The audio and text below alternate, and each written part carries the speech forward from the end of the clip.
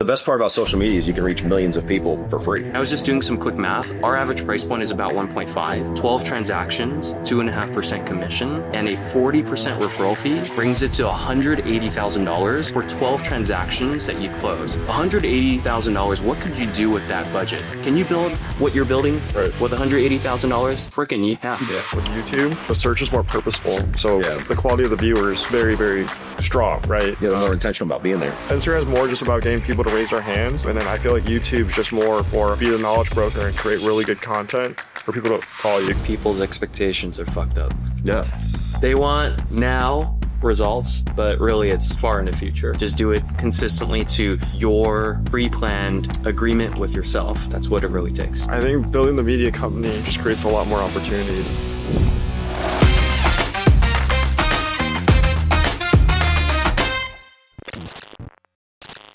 Brandon has 78,000 followers on Instagram, 2K on YouTube. Wilson has 24,000 followers on Instagram, 5.4K on YouTube. And Matt has 2.5 thousand followers on Instagram and 4.5K on YouTube. A lot of agents are debating like why long form versus short form. Wilson, why did you start with short form? The time investment in short form is so much less friction to get it done. And I think if anyone were to start, the harder one is long form, because if people, as Andrew knows the stats, are watching on TV most of the time and they want to watch something longer and it's, let's say, a 20-minute video, short form is like 20 or 30 seconds and it's an effective video and we can churn those out really quickly. At long form, if you have 30 seconds or a second that you have some wrong information, your long form is kind of screwed for that week, right? So I think it's much more easily achievable to post 2-3 short form per day. And it's much harder to achieve one really quality long form. Funny you say that, though, because I think the complete opposite. I went to long form because it didn't take as much of my time, because I just had to do one video a week versus having to come up with, 20, 30 ideas for each and every week. So for me, it was like, I could easily put together a video that's 8 to 15 minutes each week, and not necessarily have to worry about coming up with 30, if you're posting 2-3 times a day. I mean, that's a lot of videos and a lot of ideas to come up with. And with the long form side, it's just figuring out what information the people in your area need to know. So like, what are they typing into Google? I'll comment. I'm not going to disagree with you. Yeah. Long form, you have skill doing it. You're used to it. And maybe it's something that I need to get better at. Why does short form suck, Matt? Why'd you start it later?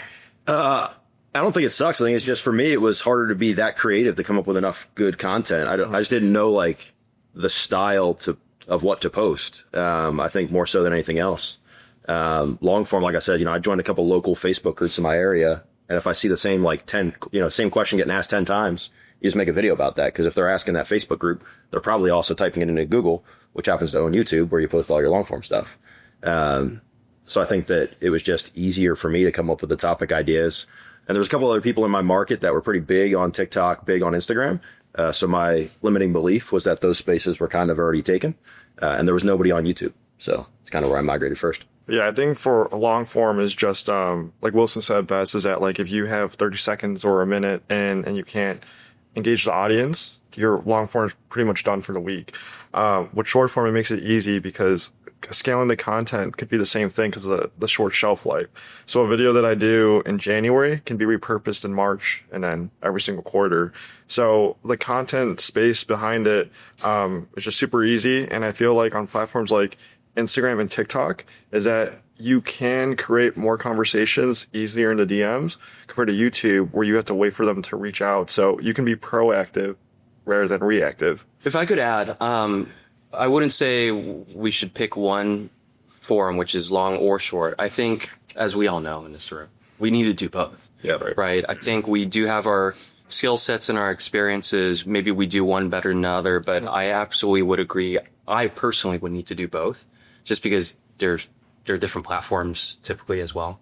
You're casting a wider net too that way. I mean, there's people on YouTube that don't watch Instagram. There's people on TikTok that don't watch either one of the other two. So just, you got to kit everybody. You can. Exactly. But they can coexist with one another, because what you post on short form can be on long form and then vice versa.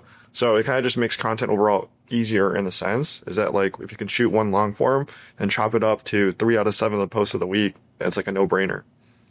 And thinking back to like when you all kind of started with like short form, long form, short form, for example, talk about your process around the VA, like being able to create a lot very quickly. And Wilson, you create a lot of short form very quickly. And then Matt, like your process around YouTube and just how that started and how it evolved and how much time you take creating content now. Yeah, I think in the beginning was kind of just, we talk about reps all the time. Is like you have to shoot bad videos to get really good, as well as you don't know what works until it works, right? So my transformation was a lot of local content that eventually turned into reels that eventually caught to the algorithm. And we started shooting a broad net in the Chicago suburbs. Then we started niching down to just shoot towns that I actually want to work, whether we now or in the future. So with that being said, is that now my virtual assistant kind of like has a full list of the content that we want to shoot, whether it be restaurants, places, spots, etc. And then from there is that the virtual assistant can just kind of create all the content going through. Yeah, for me, I was doing the entire process myself for the first like year. And then I actually came to a Keller Williams event, another agent who was performing on YouTube. Was like, what? What's his name? Sarah, Mislowski. She asked me who was doing my editing, and I said me. And she's like, "What do you mean?" And I was like, "Well, who was supposed to do my editing?" And she's like, "You hired an editor." So I went home from that was 2023 family reunion. I went home and hired an editor. So that was kind of the first piece of leverage, and I realized like, at the start when I was learning the editing software, doing all the research, doing the filming, doing it all, putting out each video was a big time suck. And getting the editing off my plate first definitely helped free up a lot of time. And now I've got it pretty much all leveraged out to a great company that handles everything. So my time has definitely been, I've bought back my time, as they say. I also started on my own researching. I think it's a really necessary process for you to, for example, for short form and long form, to research your own topics, because you need to build a repetition with yourself of what you think will work, see it come to fruition, post it, and does it actually work? And then you can troubleshoot after looking at, let's say, 25, 50, 100 videos looking backwards to know which one performed and why. And if you're writing the scripts, if you're doing the research, then you can make adjustments, and then eventually you can create an SOP for someone else to follow. I think our teams are all very different, whether we're solo, we have more staff members. We already had a in-house creative, and this person was easy to work with in the sense that I would book a time to batch shoot all the short form. He would edit everything as well. So what I was really responsible for in the beginning is researching and writing the script, which now we all use some variation of an AI tool. But now I delegate it to a VA as well for the writing. I think I do need to comb through the short form scripts. They're pretty quick. They're only 20 seconds or shorter, to make sure that the hook is really wide, the content is really impactful, and then maybe there's a really engaging question at the end. But past that, I think it's much more automated now. And of course, for YouTube, I think it's where you put your time, you're going to write the best scripts or you're going to do the best research. So YouTube is the one that I've currently delegated. So I think the one thing that you both kind of, well, even Matt now, it's like you're hyper focus on the first sentence or the first two sentences of a short form, and then you kind of like let the rest of it free flow for the most part. You can talk about like why it's so important to be so hyper aware of how you start the video. There's some stat, right, that like the first under 2 seconds is what keeps somebody on a video or something like that. So if you don't have something that gives them a reason to watch or doesn't kind of captivate them into the video, then they're going to swipe to the next one. And you'll reach a lot fewer people that way. And how do you think of like the hook? Depends. Sometimes it's something else you say throughout the content that ends up being like, man, that was good. I should splice that and put it at the front. Sometimes it's, with the assistance of some form of AI tool, whatever one is your favorite flavor out there. And sometimes it just flows naturally depending on the topic, I think. I think with short form is there's multiple hooks with it. And, You know, if you can hit 1 out of the 3, you'll probably be good. But if you can hit 3 out of 3, you'll be great. And like the 3 visual hooks is that on-screen text on there. So I go really broad. Like Wilson said, like if there was something happening in Naperville, that's a new development. I would use Naperville, but if it's a smaller town with a small population that's not as recognized as Naperville, I'd probably put Chicago suburbs as broad and highlight the trigger words. You know, good backgrounds and everything like that go a long way. And then just giving people the gist of the information and then telling them this right here is what you need to know, hooks people in. So I think hooks are very important when you're shooting the short form for sure. I will say, I don't know if you guys would agree with this. If you are consistent, it is very forgiving. Because you can fuck up on 4 videos and one of them hits and you'll probably still be happy because you were consistently posting that. Right. At that point, you don't care if 4 failed or if 4 didn't. You're kind of detached from the outcome. Exactly. You're just doing it because you committed to, let's say, 1 a day or something. And with that, to, you know, what Brandon said, I think the wider the top of funnel, the more people will follow through with the video. If it's too narrow, as I've learned from the beginning when I was writing scripts and I thought it was interesting, but it didn't perform well, it's probably because the initial 3 seconds or less didn't capture their attention because it wasn't relevant to them. So I also think what makes a YouTube video do very well is ultimately is a topic, something that people are curious or searching for. Yeah. So I think if you have something that people are naturally curious for, you package it in a way that it's, you know, top of funnel is really wide and they will follow through on watching it. Well, part of that with YouTube too is it's, you know, most people are going there to do some level of research. Mm-hmm. You know, we all joke and call it like YouTube University. Like you can learn everything from changing your oil to building a house on there. Mm-hmm. So just keeping that in mind, like the person is going there for specific information. So you just need to figure out what that information is. And that's ultimately like, if it's the content that they've been looking for and you make the video about it, they're going to watch it. To what Matt said though, I feel like with YouTube, the search is more purposeful. So the quality of the viewers, very, very strong, right? Yeah, they're more intentional about being there. Yeah, more intentional, more purposeful. But then on the short form, it's kind of like what Wilson said, it's just top funnel. We cast a wide net and just create brand recognition. And reality to that is that, you know, when you can combine the great personal brand with great sales, it kind of funnels everything through. It's all just about, Instagram is more just about getting people to raise their hands. And then I feel like YouTube's just more for be the knowledge broker and create really good content for people to call you. Because I feel like on Instagram, for me, it's like people, not saying that they would all interview me, but like you get more at bats on Instagram where YouTube is just like, no, you're in. Like there's no like. And I think that like kind of what you're saying there is like the Instagram or the short form seems to have more like local eyeballs on it than like a lot of the longer form stuff. And like people are more apt to reach out because there's a mode to reach out on short form platforms. Like YouTube doesn't have a direct message feature. So I think people are a lot quicker to DM you on those short form platforms just because they have that option and it's a lot less friction than like commenting on a YouTube video or sending somebody an email or calling them or whatever the mode of reach out is. One comment I'll make is, you know, going back to why I think we need to be everywhere is because there's different people utilizing the different platforms for different purposes, such as what Matt said. On YouTube, you might be more intentionally searching something because it's also tied to Google and pops up on Google search.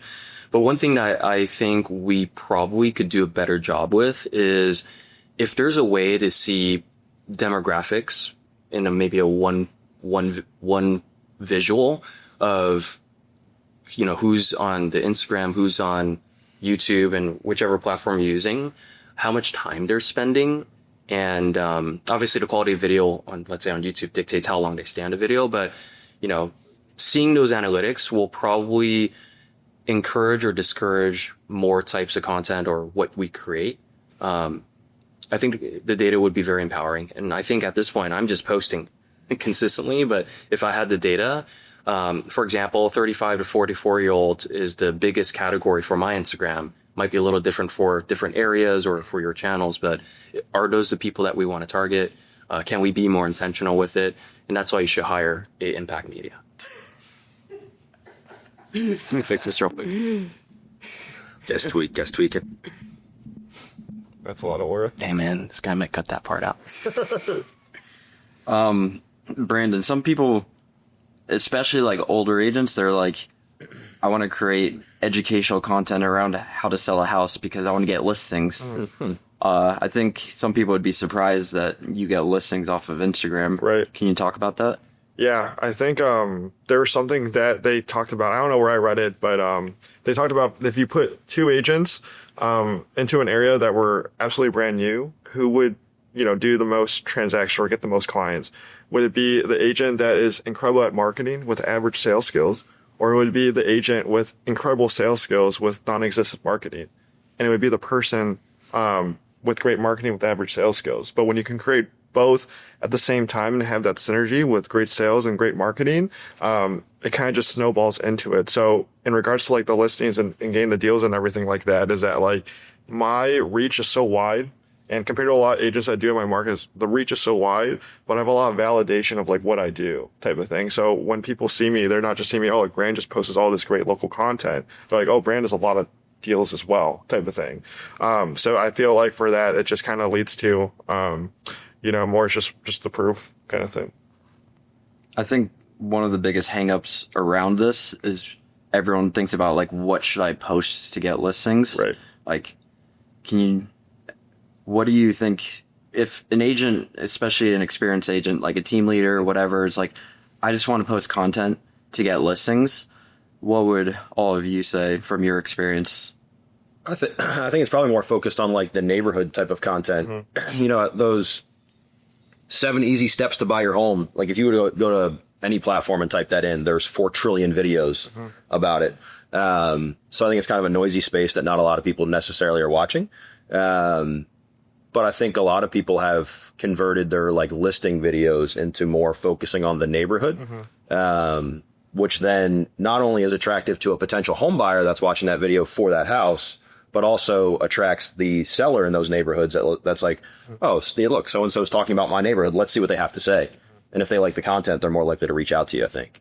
And it's definitely more impactful when you're talking about the surrounding area, what the house is near versus like, first you take your photos, then so. I'll give a traditional marketing analogy, and I think it'll relate to this topic of how do you get more listings. Yeah. Do you guys remember those companies such as Offers and all these data companies that sell you 100 something, data points of who's more likely to sell in any neighborhood? And you have to pay a couple $1,000s just for that data. I've always frowned upon working with those companies because if you spend a couple $1,000s to get that data to only market to a 10% subsegment of your neighborhood, you might as well spend those couple $1,000s to send it to the whole neighborhood, right? So I think it's taking it back to the media side. I think it's the same thing. You're going back to the basics of, let's say, a short form script, wide top of funnel. Generally, people are really interested. You do that over a period of time. People see your freaking face all the time. They might click to your profile and they realize you're an agent. And guess what? Some of those people are going to be listing requests. So I do think that just the more people that are aware of you, just like going back to what Brandon was saying, of course, be good at both sales and marketing. But if you're really good at sales and all you're getting is referral clients and you're happy with that business, that's fair, right? But if we are in growth mode and we want more clients, I think you have to put yourself out there. This is one of those ways where if you obviously have really good topics and things that people are just interested in, you can get a lot of attention.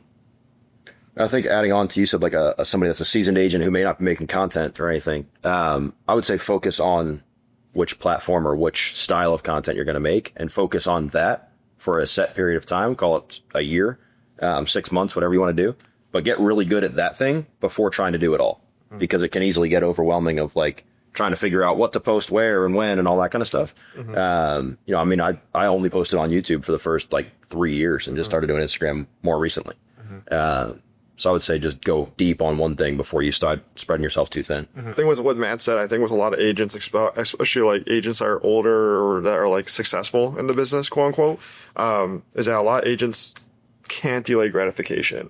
So they go 5 days with posting consistently and they're all hoorah about it. But a lot of people don't see what we've created on the back end is we're like, hey, we've been doing this for years, right? And we've put in all the reps to be consistent, to make really good content.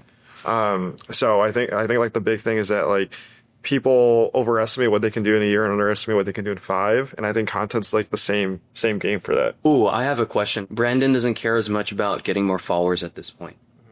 And at what point do you make that, I guess, decision to have more call to action, whether it's your captions or your language you use in the video? Like, yeah, I feel like after like 10K, it's a vanity metric because it's either it's when you're from 1 to 9999, there's no letter behind it. Like after it's like K or an M basically. I think like the big thing with it and the reason it's a vanity metric because it just kind of shows proof of like what you do. But I feel like a question I get asked all the time is like, hey Brand, like why don't I just do it on my personal page type of thing?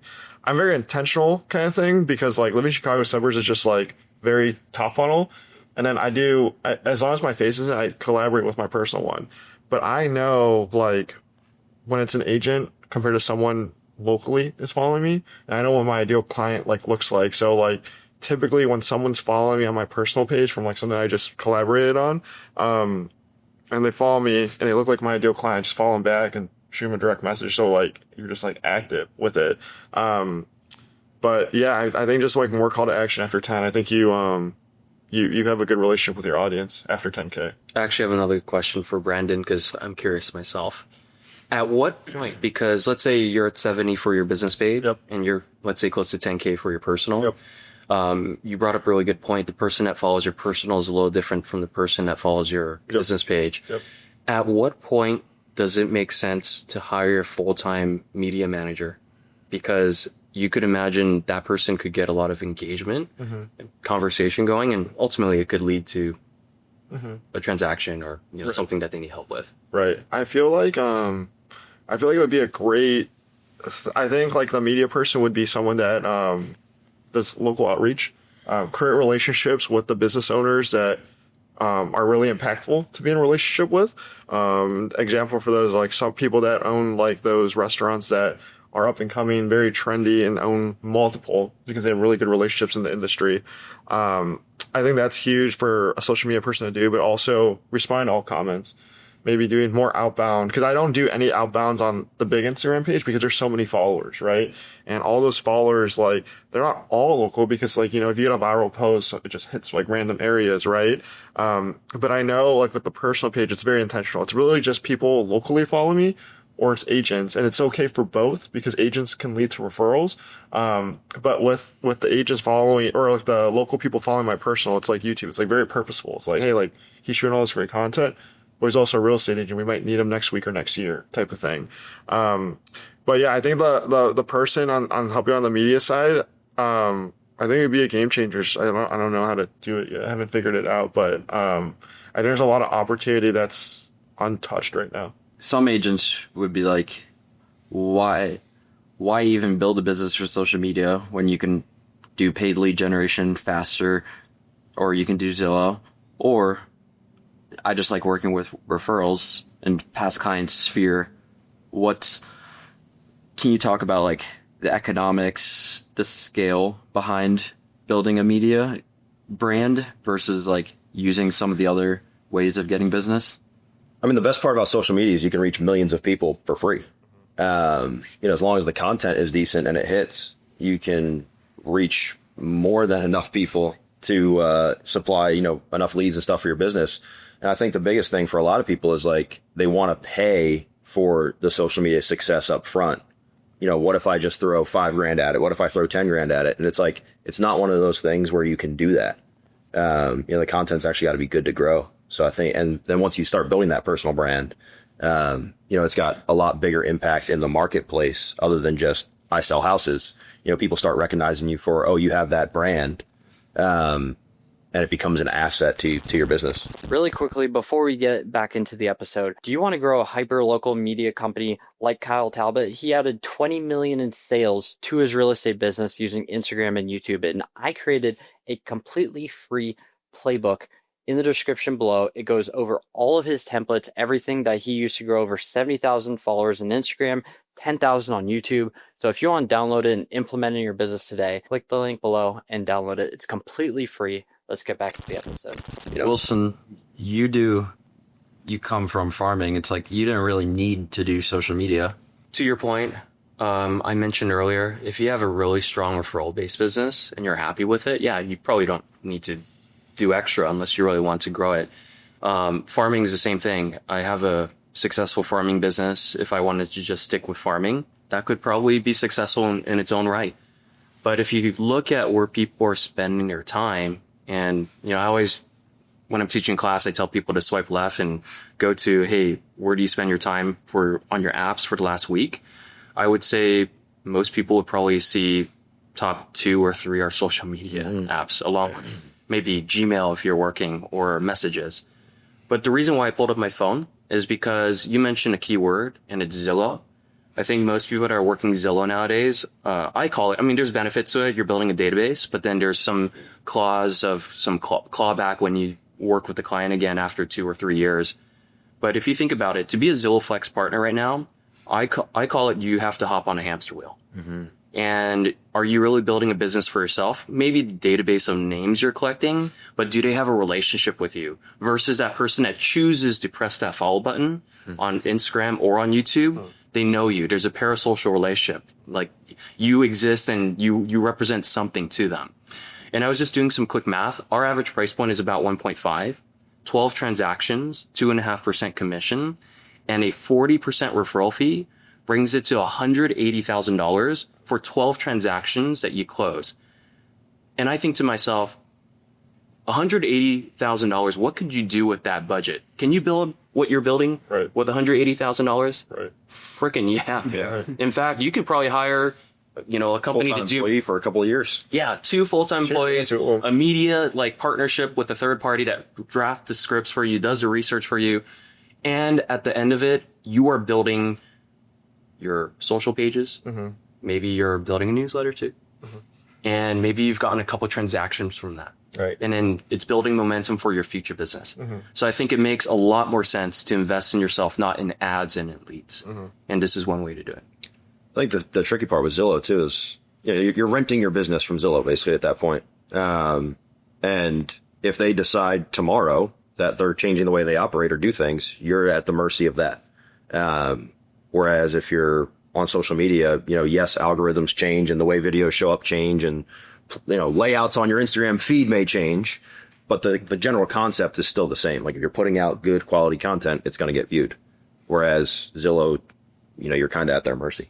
The one thing I forgot to mention too is, in order for you to be a Zillow Flex partner, you have to abide to their rules, which is fine. It's higher standards. You have to give a 40% referral fee, and big teams now have to give a $5,000 to $20,000 monthly check, fixed fee, just to be a part of that program. Right. So it's much more than $180,000, right? So it's an investment in business. It's a different direction. There's people that kill it with Zillow Flex, but I would say if you're building a better foundation for your own business, I think any Zillow Flex partner that you put on that couch over there, I'm happy to have a conversation with them. And, fast forward 3 years, I'm fairly certain we have more control of our business than anyone else, especially on that side. And probably a bit more profit. That too. We'll get into team, maybe newsletters, maybe a little bit of why you're building a hyperlocal media company. Mm-hmm. But how are you using AI? For example, I hate ChatGPT. I don't think it's that great for most stuff. I prefer Perplexity for search and Claude for writing. How has AI kind of come into your day-to-day? And maybe what is something unique that you're using it for now that you weren't using it for 6 months ago? I think it's just research-based, as well as I think it just helps scale, especially captions and content. And it gives the opportunity for to leverage social Instagram very easily, especially when you can create the SOPs to Wilson said, everything that I've created on Instagram and Living Chicago Suburbs in the front end of everything, like I have like SOPs for it, so my virtual assistant can create the whole thing from the back end. So I think it's just like, it just buys a lot of time back, and as well as for like articles, like when you do green screen and stuff like that, and it's like a 4-page article, it's easy to just put the article in there, copy all the text, and just have it asked for, or just ask for like the 5 main points, and you just talk about that type of thing. Yeah, I think it's more idea generation. It's great for like brainstorming, like trying to, you got something that you want to make a video about or a topic, but you can't figure out like the right words to put it all together. So, using it to help generate some additional ideas has been great. I've used it for scripting before. I don't obviously follow what it says 100%, but just to get like a rough outline of, what a good flow would be. And I've used it for like thumbnails and that kind of stuff too. Because obviously it's got the image generation power. So it definitely helps free up time. And I think, it's been beneficial for us. We don't know obviously how fast it's moving and what's next and all that kind of stuff, but I think it's certainly a useful tool to use, but it's exactly that. It's a tool. It can't replace you. And I would never take word for word what it says. You got to go through and tweak it because it's probably spitting out the same exact words for multiple people searching that same topic. Not directly answering the question, but something that comes to mind is Ed Milet's quote, which is, the quality of your questions dictate the quality of the answers you get. And he says the process of thinking is asking and answering questions with yourself. And now you have a thinking tool, such as ChatGPT or any other AI tool, that you can prompt it. The prompt, whether it's a direct ask or a question, the quality of it, the more detail you provide, gives you a better response. So I think not directly answering the question of, hey, how are we using it? Maybe a unique way of using it. But I think the more you use it, if you're intimidated or if you feel like it's not something that you adopted by habit, I think it is wise to do so just because you'll get better at it over time.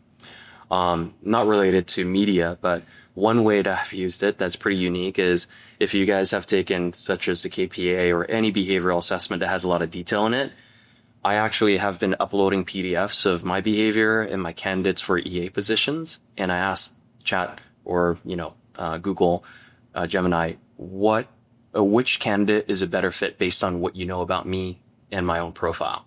And it spits out, pros and cons, and it ultimately tells me what it thinks is better. Of course, I still have to make that judgment call, like any decision we make in business. But that's been a insightful way to utilize the tool too. Yeah, like an example, something that I started using for is like I uploaded a year of finances, put it in there, and I said, where am I overspending? Where can I cut? Like just to get it to start thinking and be like, here's the categories and here's where you should look. And then I asked it for like tax advantages. Is there like anything that you've kind of used it for a little uniquely like that might not be content related? Kind of like Wilson's. Are you using DeepSeek for that? Because CCP has the information now.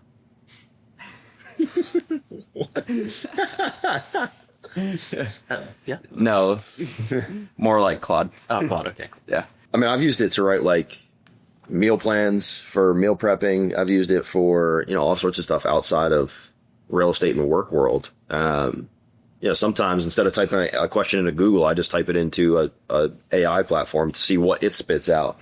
Whether that's pertaining to what's the best restaurant in the area or, if you're on vacation or something, instead of typing it into a Google search just to see what the differences are that come up. I think another obvious one is crafting emails. Yeah. Whether you're trying to earn business and, you get a response and you can copy and paste or screenshot the whole email thread from a client, like going back and forth, and you can tell the tone, and ultimately the type of message you want to write, and it spits out something that you can save a lot of time, like anything we do with AI, and then make the adjustments that you feel are necessary for your own voice and what you're trying to accomplish. But yeah, I've had it write some like lead engaging email drips, like a 5-week plan or whatever to just drip on new leads that come into our world through certain models. They've got certain plans, and I've used it to write those full plans, again, tweaking some words as you go, but it definitely did the lion's share of the work that made me creating that drip plan a lot easier. Somewhat on topic too, I feel it's important to mention that if you're thinking about getting started or you haven't, or you just started, I think it's more important than ever because of these AI tools and because of things that are more and more easily accessible. I feel like if you have a head start, is maybe what I would say, you will benefit from it because the playing field, the floor is going to be elevated just because these things, such as Chat or Gemini or Perplexity, Claude, are more and more available and adopted, and the models are getting better. The thing that these platforms, these AI tools won't replace is going to be your commitment and your consistency to post something, to do research and utilize it. But I think it's more accessible than ever. It's just a matter of building the page earlier so people recognize who you are. Thinking of like VAs and like other stuff like that, because being a visionary person, like you don't want to be stuck in the weeds of like doing this stuff all the time. Yeah. So it's like, what have you done that have been great investments in your business as far as like team systems and leverage? I think it's figuring out where you're spending your time and then hiring somebody to replace the things that you don't want to do or don't have the time to do well. We all have different personalities. We all have different ways that we operate. And like, it takes a good leader to realize that like, hey, maybe I'm not the best person for this role. And then you figure out who takes that. So for me, it was, editing at first, took a lot off my plate. Then hired a VA who started doing a lot of my, marketing pieces, graphic design, all that kind of stuff.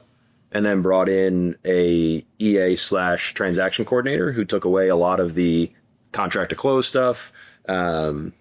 So it's really been just hiring to where I'm spending my time the most that I don't want to be spending my time. So that way I can focus more on the actual activities that move the business forward versus the administrative tasks. Wilson or Brandon, you can take it like where have you first invested, and if someone else was like, who should I hire and where should I hire, or what system should I put in place in my business, where's the best money spent? Yeah, I think Wilson's gonna have the slam dunk, so I'll go first. Sprinkle on top. Mine's just like Matt says, like transaction coordinations helped a ton to like just get out of that space. And then virtual assistant's been incredible in terms of marketing as well as just kind of like a jack of all trades type of thing. I need that. I think for me, I really just need that right hand person, and I'm kind of like trying to figure out like what I truly need. I know that I need like someone to schedule a lot of stuff.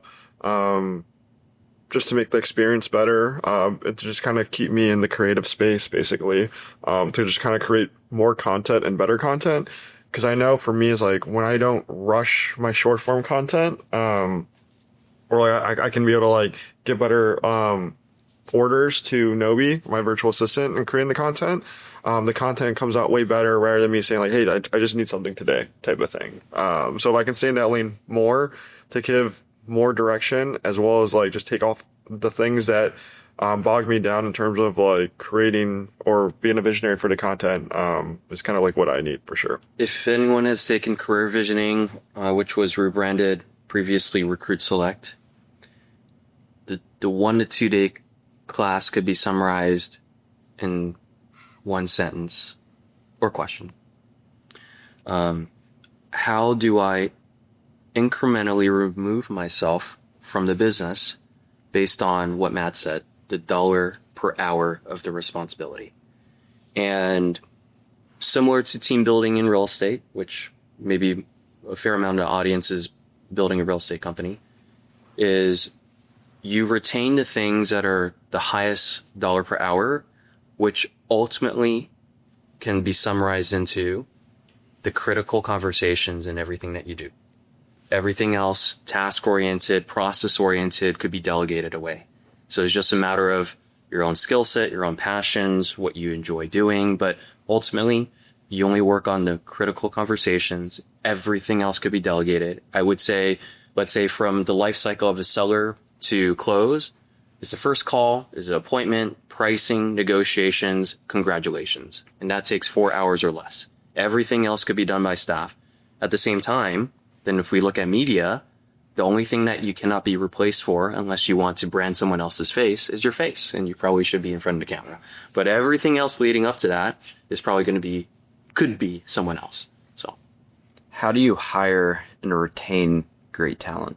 hiring is the process that, hire slow, fire fast, as they say. So you want to make sure that you're taking your time and you're diligent with it, going through all the right steps. And, Wilson's probably got the playbook written on how to hire correctly.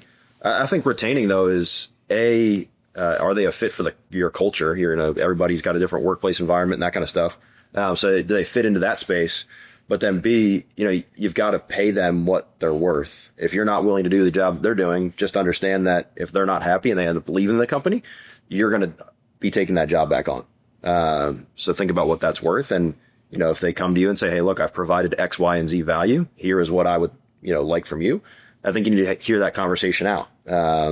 Because if they're asking for it and they've been a good employee and that they do a nice job, I think it's, certainly worth keeping them on board and, talking through with them. I think we can answer this by the common mistakes that people make. And we'll start first with having no vision. If you have no vision, basically what you're communicating with your people is, hey, you should be happy with what we're doing now because I don't know where we're going. Right. And if I don't know where we're going, you should be happy with the income that you get. And if there's no way to develop, learn, and increase the person's capacity to earn, if earning's important, which for most people it is, then they're probably going to leave, right? Another one that Matt mentioned is getting into a relationship too quickly. If you get into a relationship too quickly, you're not vetting for values, character, maybe even skill, maybe ethics, right? So there's certain things that you need to slow down the process to really get a better understanding of the person. And last is in your business, it's counterintuitive, having higher minimum standards actually attracts the person you want in your business. Imagine having low standards. If you have low standards, you basically have no standards. If you have no standards, anyone can come in. If anyone can come in, you dilute the A player, B player, C players. It's not as valuable. But if you have high minimum standards, you are an exhibit yourself to upholding those standards. It's visible, and people tend to be attracted to organizations that have higher standards, hold them to, so I would say those things definitely come to mind for retention, recruiting, attracting. And then, of course, I think the vision is the most important one. So and we'll go down the line because Wilson will probably have a different answer than Brandon as an example. Where are you investing into the next level of your organization? Like how you're thinking of who you're hiring next? Mm-hmm. Who are you looking for? And why? Mm-hmm. I think the right-hand person EA that can grow that what Wilson says, really see the vision. I feel like for me, because I just parted ways with my EA, was that I think I hired too fast, and I probably didn't vet it as hard as I should have. And then to what Matt said is that definitely hire slow, fire fast, is that we should have probably parted ways sooner. And that's okay. I think it's just kind of I think I look at it as just as learning. So for me, it's really just that right-hand person EA that sees the vision. I need to set higher standards that are more visible. Because my standards are more just internal, but I'm not as vocalized with them as I should be type of thing. And my employees and people that are with me need to see that. So for me, right-hand person EA that can kind of take off the whole load. That when I say ideas, they can take them, run with them, and execute. And pretty much just come to me with, basically if there's a problem, coming to me with a solution and already doing it. I think is really big in what I'm looking for. I think part of that hire slow, fire fast process too. A lot of times we hire too late. We're hiring because we're so burnt out, we're so overworked. We just need somebody just to make our life not feel like it's chaos anymore. So an important piece there is hiring for what you need a year from now, hiring for what you need 6 months from now. That way, when you get to that point, the systems are in place, the person's already trained, and they're up and rocking and rolling. So that way you never feel that chaos in your business or in your personal life because your business has not taken over your personal life. For us, we're looking to hire agents. We've got the staff now. We've got them operating at a high level. So now we're looking to bring on a couple agents and start expanding the team. Nice. To what Matt just said, it is probably freaking scary to hire for growth though, because you're hiring at a rate that you don't have the revenue just yet, right? If you're hiring for the future. Sorry, what was the question? Who are you hiring next? Okay, my answer. Okay. You know, any candidate that I'm speaking to at this very moment, I'm hiring an EA and also a creative. Maybe the guy behind the camera could be the guy, but let's see. He's doing something important. But what I will say is, in my interviews up front, I've been saying this phrase, and I think it's counterintuitive once again. I tell the candidate, I want you to take most, if not all, my job one day.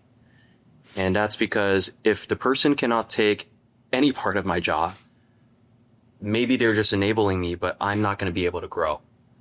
But also by me putting it out there that I want them to take all or part of my job, that is suggesting to them that they're going to learn a new skill set.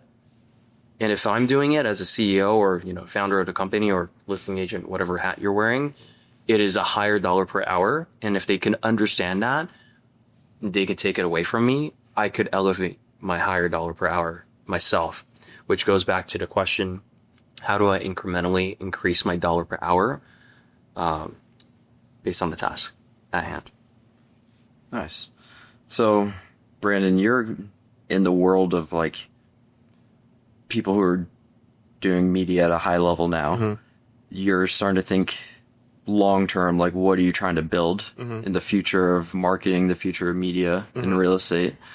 What are you building with your brand, and why are you deciding to think of it more of why are you even building a media company alongside of the real estate business? Yeah, I think building the media company just creates a lot more opportunities. I feel like real estate is just a platform to do whatever else you kind of want to do. I feel like with real estate, if that's here, you can go into creating that media company that's an ancillary business of your real estate business. As well as you can go into coaching, you can go into anything in the real estate space. For me, I want to create the media companies because it gives me options in the future, wherever my real estate business is I can remove myself from the sales portion and then maybe just go into more of that ISA visionary creator role of just the social media if it continues to pour on leads. For me, I think a lot of agents, especially in my market, are going Instagram right now. So it's kind of just getting advanced, because I feel we're all ahead of everyone in the sense, and now people are really catching on, saying this is the thing. Ken's a great example. Is he's probably 6 years ahead of everyone right now because he saw the potential. And Gary Vee's honestly been talking about for 10 to 12 years. It's kind of crazy. If you go back to those old videos, he talked about it. But now everyone's getting it. I'm oh my gosh. And then now we're all kind of exposed to newsletters in terms of not renting your audience, but owning it. I feel when you can create a lot of value in the newsletter, that's great. So for me, it's kind of just really scaling the newsletter. Because realistically is that that one person in your newsletter is probably subscribed to 10 other realtors, not just because they personally subscribe, but because they just get a lead magnet or something like that.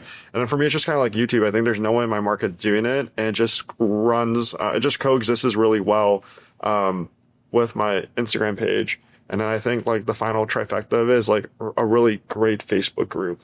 I think that a really well-ran Facebook group has a lot of great potential to it. I know Matt runs one. I know there's a few agents that run one.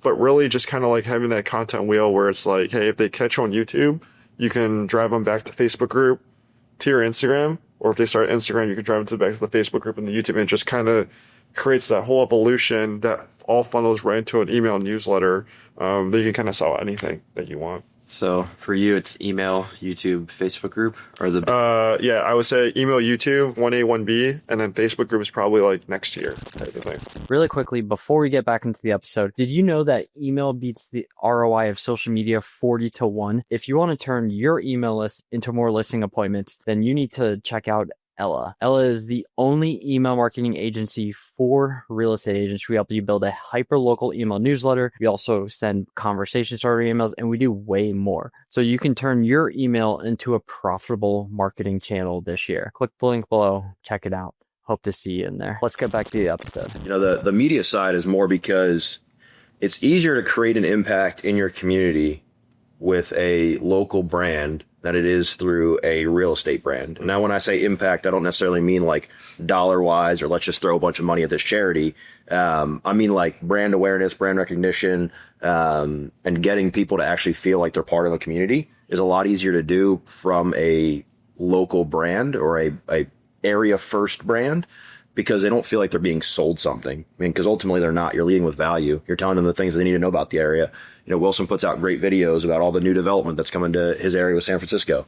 And like, if I was somebody that lived in his area, like I would be fiending for that information because like, I want to know what's going on in my town. I want to know what's going on down the street from me. So if you're the person delivering those facts and that information, it you know, has a lot of impact. But like Brandon said, the Facebook groups I think are wildly underrated. It's not a heavy lift because you can post a lot of just like static stuff in there, engage with people's questions when they're asking, you know, hey, what's the best pizza restaurant? Right. You know, if you're the one that's giving them a lot of information without expecting anything in return, and I think that's probably the most important piece is you shouldn't be creating any content expecting something in return. Right. You know, I think you can certainly start to create a lot of brand stickiness through that. And then ultimately those people are going to be either relocating to your area or moving within your area at some point. And you're going to be the first person that comes to mind because they're going to think, oh, well, this, you know, Brandon's been giving me information for the last 3 years. He doesn't know me at all, but I feel like Brandon's my best friend because I've been watching his content for 3 years. And I think it just, you know, helps generate that. Right. And to touch base on Facebook groups real quick is that I feel like all platforms we touched based on it a little bit is that YouTube is very purposeful, right? When someone reaches out to you, they're purposely looking for that information. On Instagram, you can create really top funnel and actively create conversations, right? On Facebook groups, it's so underrated because you can ask 3 questions, and you get a lot of information up front. So you can kind of churn. It's like, it's top funnel, but it's kind of not at the same time because you can really churn it and kind of like see, like, if you ask very purposeful questions like, hey, like, do you live in the Chicago, or where in the Chicago suburbs do you work in or live in is one question. And it's 2 is like, if you don't live in the Chicago suburbs, where are you looking to relocate from? Boom. You just got someone looking to relocate. And that's very, that puts you in a position where you can be on the attack mode, right? Because it's like, hey, like, you know, like this person's going to do something because they're trying to like get information, right? It's just kind of like dripping on everyone and then collecting emails. So that all just funnels back to the user. That's why I think Facebook groups is really underrated. I think there's a really good way to really work them. It's just figuring out a way. And I think like having a really awesome EA can really run that really well kind of thing for sure. Because he or she is in boots on the ground with it. And they probably, the one that I envision lives in the area already. So they know what's happening. For sure. Yeah, my VA currently runs my Facebook group, but we asked 3, or I guess it's technically 4 questions. 4. One of them is, are you looking to buy or sell real estate in coastal Delaware? Yep. Are you currently working with a real estate agent? What's your email address? And do you consent to marketing? Right. And yes, that's it. If they give us their email address and they consent to marketing, they automatically go on our newsletter. Right. And then they also get put on an 8-week drip program, which is just like very text-based emails that look like they're directly from me. That just says, you know, hey, Wilson, you know, I saw you signed up for our Facebook group. Like, we're so happy that you're here. You know, I just like to share my recommendations about things in the area. Yep. So if there's anything that you ever want to see, just let me know. And then over the next 8 weeks, they'll get an email from me that says something like, hey, not sure if you're going to be in town sometime soon, but, you know, this is one of my favorite things to do on the weekends. Like, if you're in town, you should go check it out. And again, it's all pre-formatted. I did a lot of that with AI that I set those plans up. But that person is now, on top of seeing our weekly newsletter that we're putting out, right, they're also seeing what feels like a very directed email from me directly to them, telling them about like, hey, I'm not sure, you know, if you're in town on Tuesday, but this restaurant is having their annual, you know, event or whatever. And providing that information, again, because my contact information is all at the bottom of my email address. Right. You know, not only did they come into our world, but now they're constantly getting more information and they feel like I just care about them as a person. Right. Which I do. but it helps them again feel more sticky to the brand. Right. One more thing on Facebook groups, and Wilson can take the mic, is that I think with Matt, like, you know, I feel like him and I would ask different questions because he does a lot of relo. But with YouTube, you might not get that person that reaches out to you for 9 months, but they follow you on Instagram. You really don't know, because if they don't message you, you don't know, right? But on Facebook, it's very actionable. You can ask those questions up front and you already know, kind of thing. So you can create YouTube leads, putting their hands up much, much sooner. Like I said, I think no one's cracked the code really hard yet on Facebook, because like I would do it different from it, because like I don't do a ton of reload, but it's a lot of relocation kind of thing. Or like it's more soft ask, like, hey, where are you relocating to the area from? It's not really like buying or selling. It's really like soft kind of thing. Oh, I'm relocating from Chicago. I'm relocating from Delaware. It's like, okay, like cool. They're either renting or buying, or you're living with family. Those are your 3 options, right? So it's like very, very purposeful. And I think it's smart too with like the consent. Like I've been trying to put like that everywhere in terms of any like lead opt-in form, because they are going on a newsletter and saying, hey, like, you know, by giving us your email, you're going to get opted into this. You can unsubscribe every time. So just an extra layer for sure. Nice.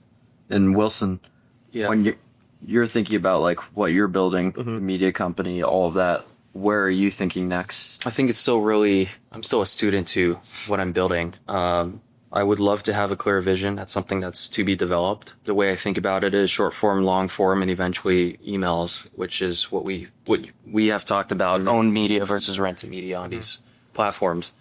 With that, though, what comes to mind is regardless of what platforms in the future might emerge or what we're using, I think of 2 principles or 2 laws. The first one, which we learned with our company as well, is the law of contribution. If we contribute without the expectation of receiving something, we're going to receive in return. And that relates to the second one, which is the law of reciprocity. The more goodwill we put out there, the more valuable information we put out there, maybe the less intention that we are. In time, we could right hook, right? Job, right hook, talking about Gary Vee. But I think the more we give, the more people feel indebted to actually give something back. If they find out we're an agent or we're a lender or whatever we do, I feel like because we made so many deposits over time, they're more likely to also come back to us for some sort of business need. People like Ken are like on the edge of things and like doing things like the podcast, the team YouTube channel. Like, where are you seeing people on the edge are starting to branch into right now? Yeah, I would say podcasts and really high quality email newsletters, but also great personal brands make business easier in any sense.